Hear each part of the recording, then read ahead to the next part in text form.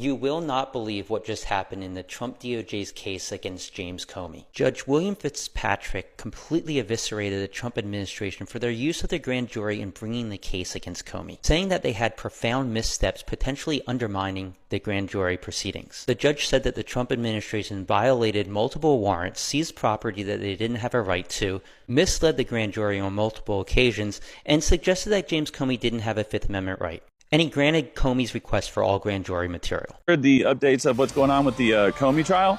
Well, the judge in the Comey trial, a leftist judge, has ordered that the DOJ turn over all grand jury testimony and evidence to James Comey's attorneys. Now, this is very rare and this never happens.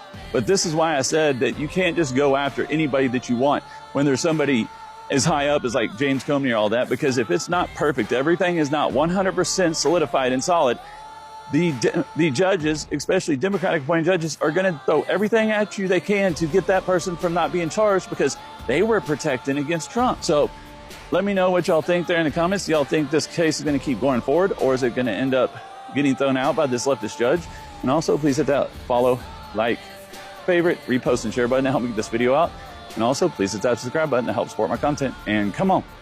Trump's DOJ fumbled the James Comey grand jury trial so hard that it's gotten to the point that a federal judge is now requiring the grand jury materials to be handed over to James Comey's team. And he recognizes that is not something that happens very often. Usually, everything that happens during a grand jury trial when they pass down an indictment, that is kept secret. That is as secret as it can get. But he noticed some very, very glaring mistakes or missteps by the DOJ that has caused him to change his mind and actually provide those materials to Comey. Two of them came from questions that were asked from jurors to the prosecutor. Just straight up saying, the first one, the prosecutor implied that James Comey does not have the right to not testify at his trial, the Fifth Amendment. And because of that, the jury might have been led to believe that it is the burden of proof is on James Comey to prove his innocence, not the U.S. government to prove that he is guilty. The second was that the prosecutor said, hey, you don't have to rely on all the materials in front of you. We have a ton more evidence that we'll present at trial.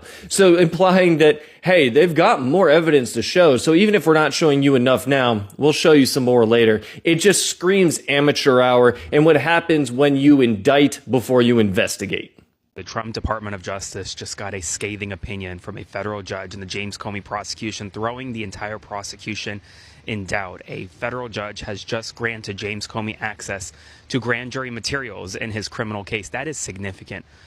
Criminal defendants almost never get access to grand jury materials because of how secret they are. But the federal judge just said that the prosecutor's actions have potentially undermined the entire prosecution. He called out a number of investigative missteps in the case. This is one of Donald Trump's premier prosecutions of his political opponent, James Comey, who he despises.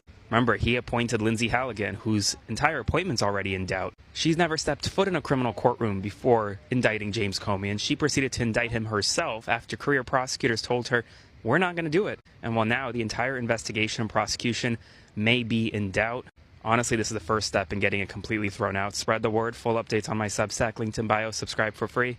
Follow along, stay up to date on all the news that you need to know about. One of the important stories that's getting really lost in the Epstein shuffle is Trump's DOJ signing on to a Republican lawsuit that is seeking to invalidate what the people did in California when they voted for Prop 50 overwhelmingly by a 2/3 majority. Now, Prop 50 was the redistricting in which California expects to pick up as many as 5 Democratic seats in the House when midterm elections roll around in 2026. And this was put on the ballot by Gavin Newsom intentionally to ensure that he had defense against claims that this was just some haphazard thing that was done. The key argument that the Trump DOJ is trying to use is that race was predominantly a factor in why they redrew these maps, and they unfairly favored Latino voters. Meanwhile, in the state of Texas, where Greg Abbott was all too happy to do this exact thing for Donald Trump without putting anything on the ballot for voters to consider, used white race predominantly to figure out how they might be able to steal a couple congressional seats themselves.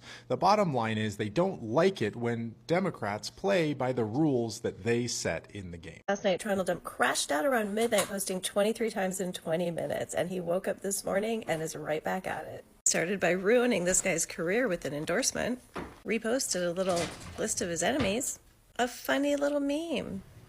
He reposted this gem from a month ago. It was just revealed that the FBI had secretly placed, against all rules, regulations, protocols, and standards, 274 agents into the crowd just prior to and during the January 6th hoax.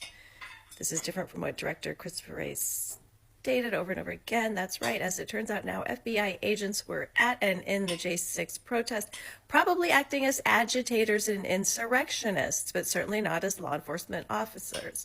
I want to know who each and every one of these so-called agents are, and that what they were up to on that now historic day. He says many great American patriots were made to pay a very big price only for love of country. I owe this investigation of dirty cops and crooked politicians to them. Christopher Wray, the then director of the FBI, has some major explaining to do. That's 2 in a row, Comey and Wray, who were caught lying with our great country at stake. We can never let this happen to America again. Lastly, a post about the redistricting hoax, where he'll be strongly endorsing against any House member or state senator from the great state of Indiana that votes against the Republican Party and our nation by not allowing for redistricting for congressional seats, blah, blah, blah. There's one hoax that he's left out. You want to place bets on when the AutoPen scandal hoax will be mentioned? A Trump-appointed attorney made so many mistakes prosecuting James Comey that the charges against him may get dismissed. Or with U.S. Magistrate Judge William Fitzgerald saying in a ruling today, the record points to a disturbing pattern of profound investigative missteps. Missteps that led an FBI agent and a prosecutor to potentially undermine the integrity of the grand jury proceeding. With the judge going after the prosecutor's decision to review evidence that the FBI seized years earlier without securing a new warrant, as well as they're allowing an FBI agent to testify to the grand jury, even though this person may have been exposed to material shielded by attorney-client privilege. And that's in addition to the judge finding that acting U.S. Attorney Lindsay Halligan made statements to grand jurors harmful to Comey's legal rights. But also, it's hard to blame Halligan for handling this case so poorly because she had no prosecutorial experience just a couple of months ago. Right before all this, she literally worked in real estate law and represented Trump in civil litigation. Right, she only got this job after her predecessor refused to do Trump's bidding and bring a case against Comey despite the lack of solid evidence. But then Halligan had no such problem and quickly brought the case before a grand jury in September. And you had Comey then pleading not guilty to the charges of making false statements and obstructing a congressional investigation. Right, and that specifically related to a testimony that he gave to the Senate Judiciary Committee back in 2020 about a previous leak to the press regarding an FBI investigation into the Clinton Foundation. Right, at the time of Comey's indictment, you had Attorney General Pam Bondi releasing a statement saying, Comey stated that he did not authorize someone at the FBI to be an anonymous source. According to the indictment, that statement was false, and then adding, no one is above the law. But now the judge has ordered that grand jury materials be turned over to Comey's defense lawyers. And that's big because grand jury materials are typically protected by strict secrecy rules. And while the judge acknowledged this, saying this is an extraordinary remedy, he also said, given the factually based challenges the defense has raised to the government's conduct and the prospect that government misconduct may have tainted the grand jury proceedings, disclosure of grand jury materials under these unique circumstances is necessary to fully protect the rights of the accused. But for now, let me know your thoughts, opinions, and reactions, and there's more to come here, so follow to stay in the loop. The James Comey criminal case just blew up in Donald Trump's face, as we expected. It's a catastrophic turn of events that they should have seen coming for Trump, his DOJ, and especially Lindsay Halligan. If your name is Lindsay Halligan right now, you need to be very nervous about what just went down this morning because your bar license and perhaps even more is on the line right now after these findings. A federal magistrate judge, Judge Fitzpatrick, found that there was likely massive grand jury misconduct that led to the indictment of James Comey. Judge Fitzpatrick talks about how Lindsay Halligan, who was alone in the room with the grand jury, likely gave the grand jury false information about the law on at least 2 different critical legal instructions. She just lied about the law, it seems. Also, the Judge Fitzpatrick, does not believe Lindsay Halligan that she provided the full grand jury transcripts. The judge says that's impossible because initially the grand jury did not return an indictment when there were 3 counts listed. So you had to go back, Halligan, print out a copy of the indictment with 2 counts and then represent it to the grand jury. And that is missing. Where did that go? So when you've said you've turned it over and you filed the declaration, Judge Fitzpatrick is not buying it. Judge Fitzpatrick has ordered an extraordinary remedy of turning over the grand jury materials at this early stage, pre-trial, to James Comey and James Comey's lawyer. That only happens in the most extraordinary of circumstances. And Judge Fitzpatrick says, based on these specific findings that I'm making, this satisfies those extraordinary circumstances where grand jury testimony should be turned over and grand jury material needs to be turned over to James Comey and James Comey's lawyers. Now, we know Lindsay Halligan was never a federal prosecutor before. She was not a trial lawyer. She was a beauty pageant contestant turned insurance lawyer who Trump brought on to be a personal lawyer. And then right before the statute of limitations was about to expire in the James Comey case, Donald Trump posted that message on social media saying, Pam Bondi, tell Lindsay Halligan to go and bring this indictment against my political enemies, James Comey, New York Attorney General Letitia James, Adam Schiff, and others. Hey y'all, happy Monday. It is about, we'll say 12:30-ish Eastern time. This is Gigi McGrath Reports. I'm Gigi, this is my only account. Y'all, well, a federal judge just went after the DOJ in regards to the Comey case, throwing massive amounts of doubt at the way that's been handled, and giving Comey access to grand jury files, which if you know anything about the grand jury, that doesn't happen. No sir, no ma'am. I think Comey's going to be okay. I really do. All right, moving on. Trump, pressure on everybody. Don't do nothing about the Epstein files. Then he flips and says, all right, the Republicans, we should release the Epstein files. Meanwhile, Lisa Murkowski, she is a Republican. She votes to release all the things. Epstein. All right, next. Ice baby. They are doing massive raids in Charlotte. So, amigos Latinos en la ciudad de Charlotte, North Carolina, ten cuidado. Porque ICE están allí. Muchísimo ICE. Okay, Kash Patel. You know, Cashy. He has given an FBI detail to his girlfriend. This is unheard of. Put a ring on it, dude, and then maybe. But now the taxpayers are paying for his girlfriend to have a detail because she's allegedly in danger. We're all in danger around here, allegedly. It's just crazy. The amount of perks the Republican Party gives to themselves and to their peoples. All right, what else do we have? That might be it. All right, y'all. Come back, heart this, like this, and repost it. So you know that Trump is a flipping and flopping, and the Epstein files are about probably to be released. Okay, that's what I have for you. Heart this, like this, repost it. Come back around 4:35 because I think we're going to have more information. I'm going to be on time this time, and I'm going to give it to you. Sorry I missed my video this morning.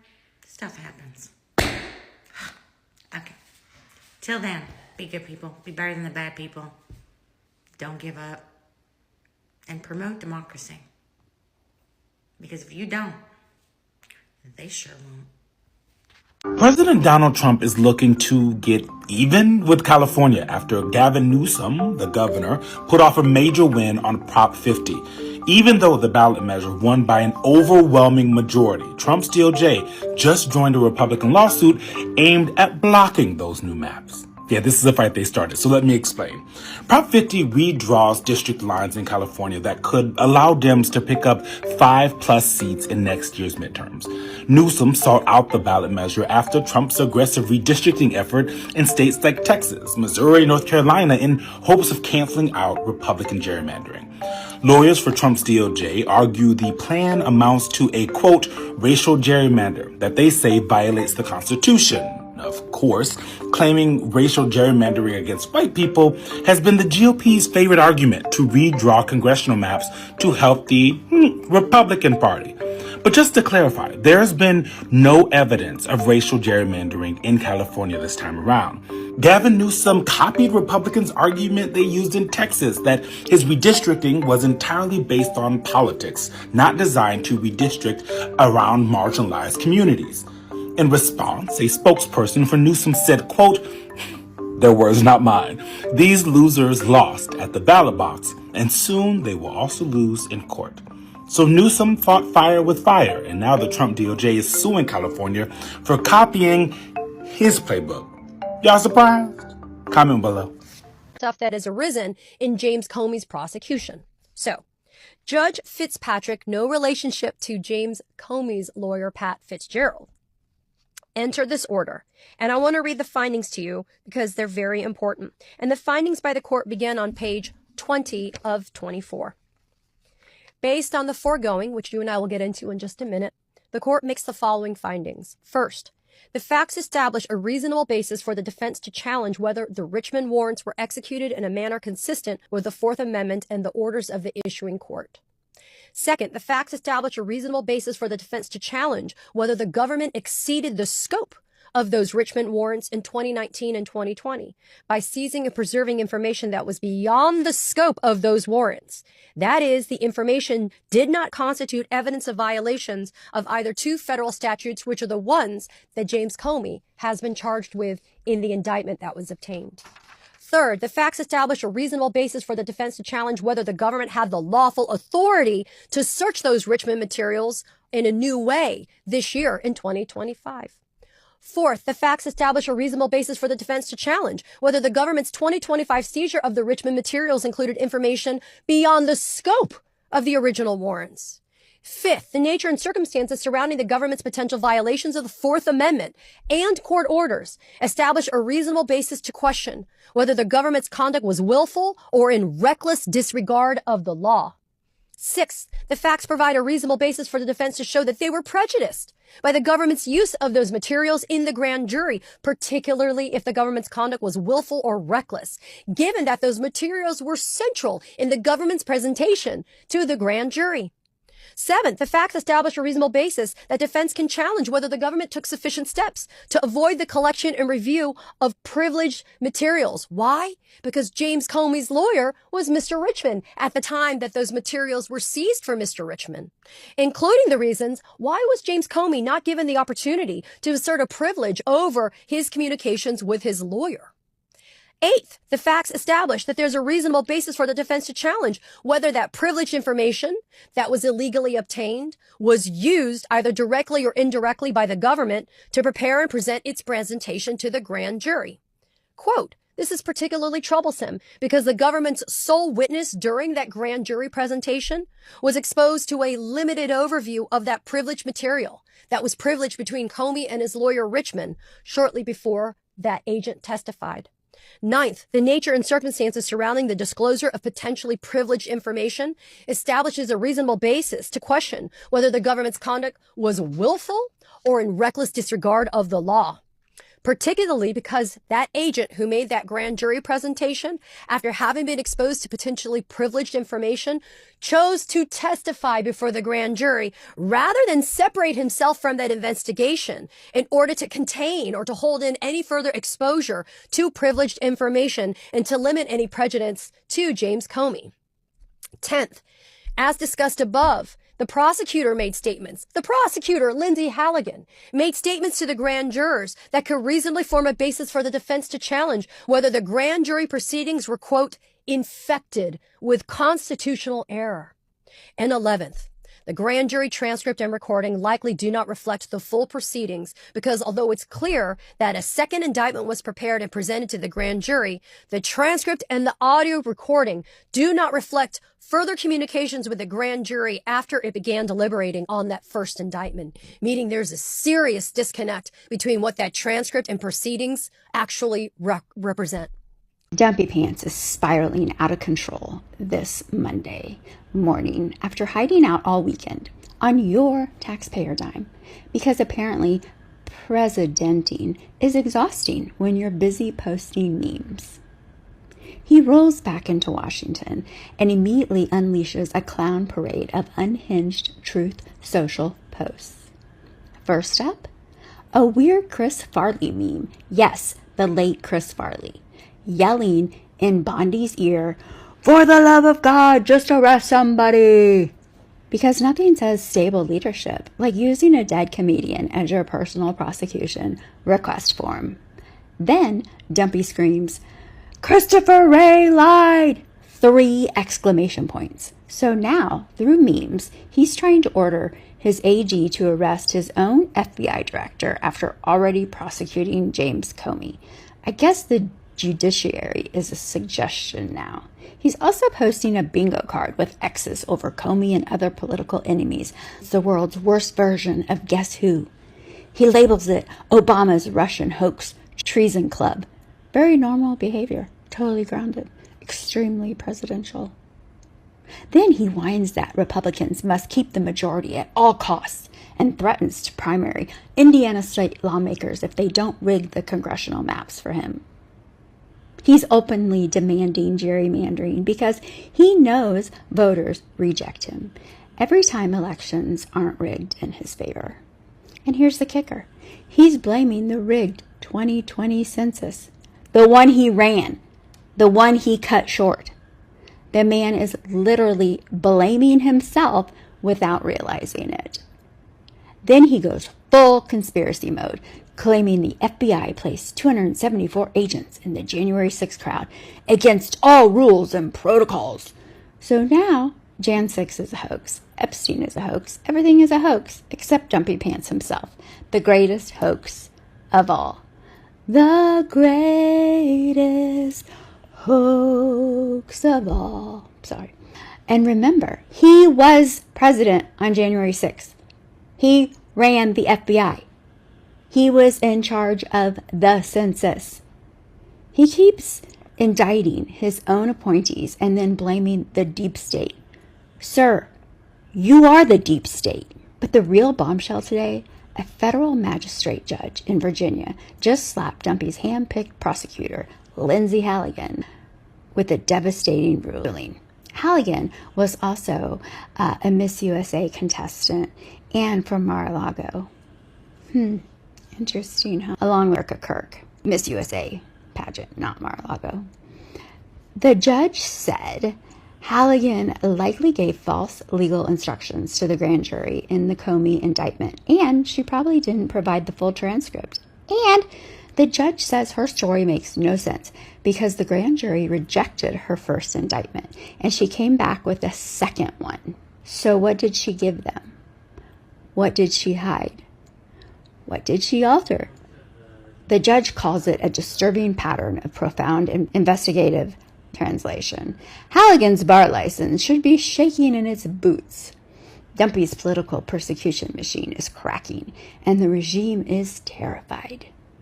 This is the Monday Meltdown update, and if this is how the week starts, buckle up. Like, comment, follow me, so people see reality, not Dumpy's fever dream memes.